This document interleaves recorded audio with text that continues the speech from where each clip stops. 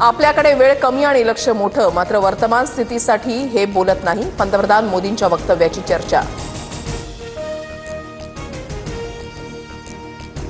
भारत पाकिस्तानमध्ये 4 दिवसात युद्ध होऊ शकतं. पाकिस्तान संरक्षण मंत्री ख्वाजा आसिफचा दावा.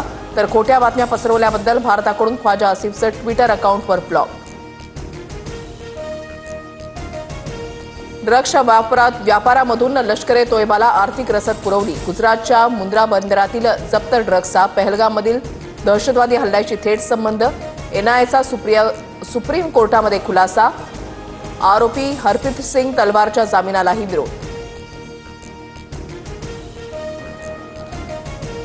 पहलगाम हल्ला प्रकरणी झिपलाईन चालकाची एनआयएकडून चौकशी. अल्लाहू अकबर बोलणं स्वाभाविक. प्राथमिक चौकशीमध्ये झिपलाईन चालक मुजम्मिलवर संशय नाही. झिपलाईन करताना सेल्फी व्हिडिओ काढणाऱ्या ऋषी भटनं केला होता आरोप.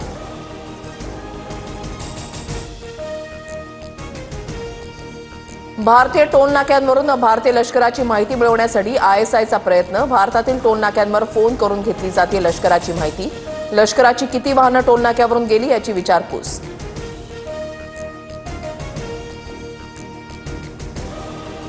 पहलगाम हल्ल्यावरून काँग्रेस आणि भाजपमध्ये ट्विटर वॉर. जिम्मेदारी के समय गायब असं कॅप्शन देत काँग्रेसकडून चेहरा नसलेला फोटो ट्विट. तर काँग्रेस के हात पाकिस्तान के साथ. भाजपचं काँग्रेसला प्रत्युत्तर.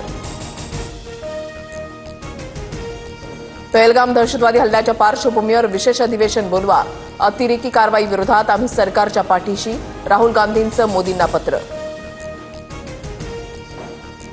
पहलगाम हल्ल्यामधील पीडित कुटुंबियांना राज्य सरकारकडून प्रत्येकी 50 लाखांची मदत. मुख्यमंत्री देवेंद्र फडणवीसांचा मोठा निर्णय. तसंच राज्य सरकार पीडित कुटुंबांच्या शिक्षण रोजगाराकडे लक्ष देणार.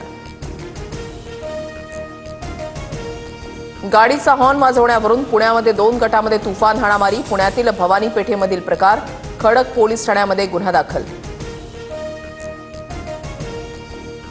अहमदाबादमध्ये बेकायदेशीर झोपडपट्टींवर मोठी कारवाई. शहर पोलीस आणि प्रशासनाद्वारे ऑपरेशन क्लीन चांडोला अंतर्गत कारवाई.